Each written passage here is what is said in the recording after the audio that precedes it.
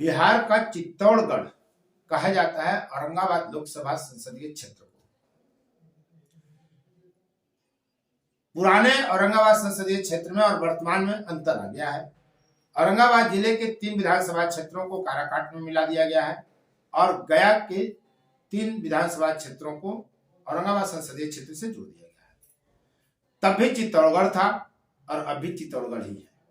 कारण इसका यह है कि इस लोकसभा क्षेत्र से निरंतर राजपूत बिरादरी के ही व्यक्ति चुनाव जीतते रहे हैं।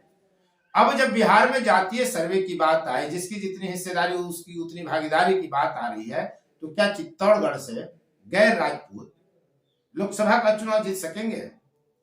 फिलहाल परिस्थिति और परिदृश्य क्या है आप देख रहे हैं। फोर्थ व्यूज और मैं उपेंद्र कश्यप औरंगाबाद संसदीय क्षेत्र का बारीक विश्लेषण हम इस वीडियो में कर रहे हैं कि अभी कौन कौन से प्रत्याशी संभावित दिख रहे हैं और क्या कुछ होने की संभावना दिख रही है। औरंगाबाद लोकसभा क्षेत्र से अभी जितने प्रत्याशी सक्रिय दिख रहे हैं संभावित, यानी जो प्रत्याशी बनना चाह रहे हैं, विचित्र सी स्थिति यह है कि 100% वे जाति से सभी राजपूत हैं। तो फिर चित्तौड़गढ़ कैसे टूटेगा? क्या चित्तौड़गढ़ टूटने की स्थिति आने वाले दिनों में होगी?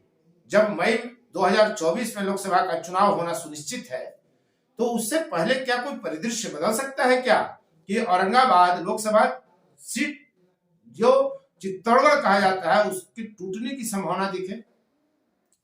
पिछले लोकसभा चुनाव में उपेंद्र प्रसाद ने चुनाव लड़ने का प्रयास किया, लड़े, विजेता नहीं बने।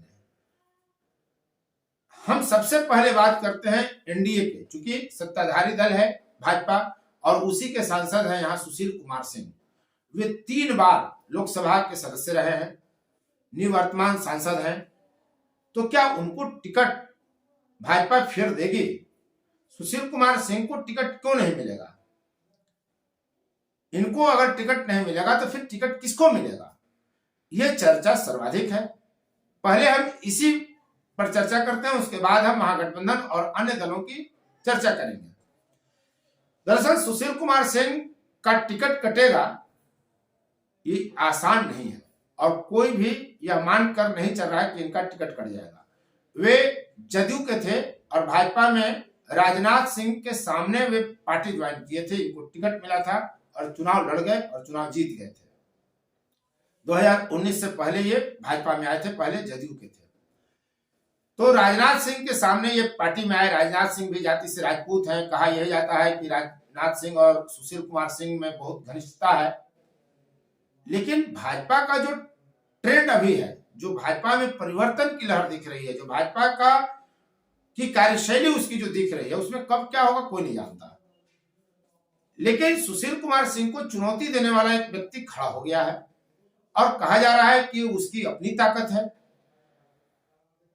बागेश्वर धाम के आचार्य धीरेन्द्र शास्त्री और उनके गुरु से उनको आशीर्वाद प्राप्त है, आरएसएस के काफी करीबी हैं, लेकिन वे औरंगाबाद लोकसभा क्षेत्र के नहीं है।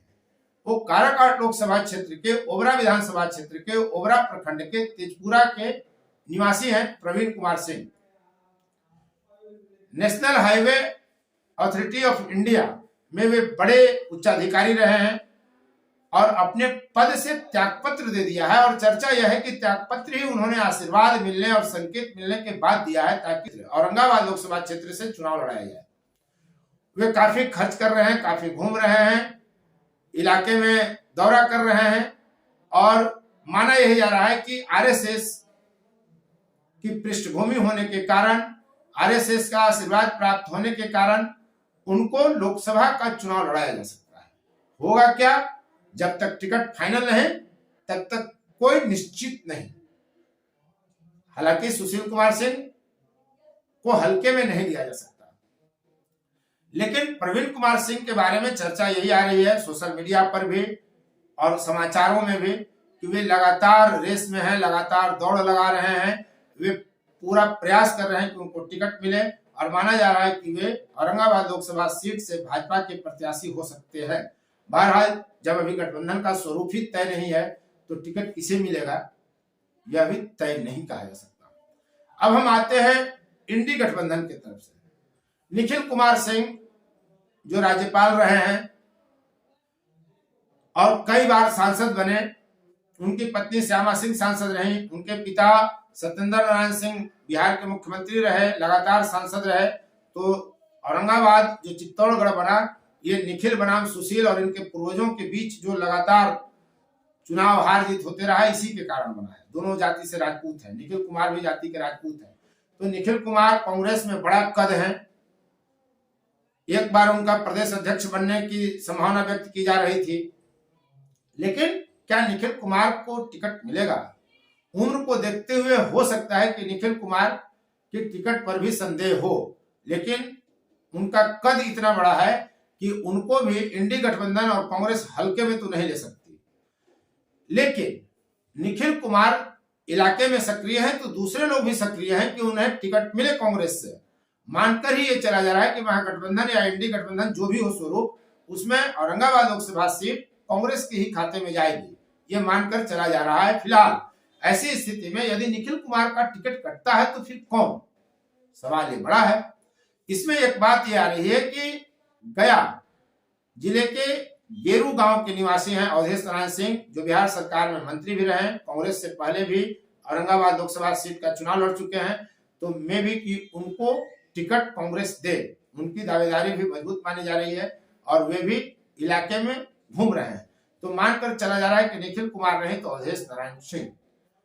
उसके बाद कहीं कहीं दबी जुबान से चर्चा आ रही है कि औरंगाबाद से विधानसभा क्षेत्र से कांग्रेस के विधायक आनंद शंकर भी इस प्रयास में है कि टिकट उनको कांग्रेस दे लोकसभा का, तो वे लोकसभा का चुनाव लड़ेंगे। लेकिन ये इतना आसान नहीं है।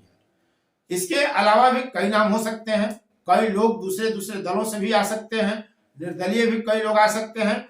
जो दल एनडीए यानी भाजपा नीति गठबंधन और एनडीए यानी कांग्रेस नीति गठबंधन के हिस्सा नहीं होंगे, उनसे भी प्रत्याशी आएंगे। इसलिए कि यह तो तय है कि लोकसभा का चुनाव हो और सामने सामने मात्र 2 प्रत्याशी हो, यह दूर दूर तक इसकी संभावना नहीं दिखती। तो संख्या तो बढ़नी तय है, 5, 7, 10 प्रत्याशी हो सकते हैं। ऐसे में एक बड़े साहस की घोषणा हुई है। मुखिया संघ औरंगाबाद के जिला अध्यक्ष है सुजीत सिंह, और वे चुनाव लड़ेंगे इसकी घोषणा वे कर चुके हैं। लगातार सोशल प्लेटफॉर्म पर वे सक्रिय हैं और वे निर्दलीय लड़ेंगे। सूत्रों के अनुसार जो चर्चा है, वे महागठबंधन और एनडीए दोनों तरफ से टिकट लेने के लिए प्रयासरत हैं। वे प्रयास कर रहे हैं कि दोनों तरफ से कहीं से भी टिकट मिल जाए तो चुनाव लड़ें। लेकिन अगर टिकट उनको नहीं मिलता है तो ये तय है कि वो निर्दलीय चुनाव लड़ेंगे। इस बात की घोषणा उन्होंने कर रखी है। और जब फोर्थ व्यूज ने उनसे इस संबंध में सवाल पूछा, तब भी उन्होंने यह बात कही कि वे चुनाव जरूर लड़ेंगे। और यह उनके हिसाब से बहुत बड़ी घोषणा है, बहुत बड़ा साहस का काम है। वो जातिवाद के खिलाफ हैं, लेकिन एक बात वो ये भी कहते हैं कि मुखिया जो हैं उनमें आक्रोश है सत्ता के खिलाफ, सरकार के खिलाफ, संगठनों के खिलाफ, दलों के खिलाफ, इसलिए वे उसके प्रत्याशी हैं। तो आने वाले दौर में औरंगाबाद लोकसभा सीट में जो घमासान होता दिख रहा है, वो राजपूतों के बीच ही घमासान होता दिख रहा है। हम जाति की बात के बिना राजनीति का विश्लेषण कैसे कर सकते हैं, जब तमाम दल जातीय सर्वे करा रहे हैं, जातीय सर्वे कराने का श्रेय ले रहे हैं, जातीय सर्वे का विरोध नहीं कर रहे हैं, जातीय जनगणना की मांग हो रही है, जिसकी जितनी हिस्सेदारी उतनी भागीदारी की बात हो रही है। तो बिना जाति का आप कैसे विश्लेषण करेंगे किसी पॉलिटिकल मामले का, किसी राजनीतिक मामले का? तो औरंगाबाद लोकसभा सीट में राजपूतों के बीच ही संघर्ष होता फिलहाल दिख रहा है। और कौन राजपूत आमने सामने खड़े होंगे कहना बड़ा मुश्किल है। यानी दूर दूर तक फिलहाल यह नहीं दिख रहा कि चित्तौड़गढ़ टूटेगा, क्योंकि राजपूत ही लड़ेगा। जब राजपूत ही लड़ेगा, राजपूत ही जीतेगा, राजपूत ही हारेगा, तो चित्तौड़गढ़ कैसे टूटेगा? तो ये तय फिलहाल दिख रहा है। अगर भविष्य में किसी गठबंधन से मजबूत दावेदारी के रूप में कोई गैर राजपूत, गैर सवर्ण आता है, तो हम उस बात का भी फिर विश्लेषण लेकर आपके बीच आएंगे। आप देख रहे थे फोर्थ व्यूज और मैं उपेंद्र कश्यप। यदि अब तक आपने चैनल को सब्सक्राइब नहीं किया है तो चैनल को सब्सक्राइब कर लीजिए, शेयर लाइक कमेंट जरूर करिए। आप जब चैनल को सब्सक्राइब करते हैं तो हमको ताकत मिलती है, और जब हम ताकतवर होते हैं तो आपकी बात को, आपकी जरूरतों को, आपके मुद्दों को बुलंदी तक पहुंचाने के लिए हाथ लगाते हैं। तो हम हाथ लगाने के लिए तैयार हैं। आप बेल आइकन दबाने के लिए तैयार रहिए, चैनल को सब्सक्राइब करिए, शेयर लाइक कमेंट जरूर करिए। तो धन्यवाद। फोर्थ व्यूज, चौथा विचार, बाकी फिर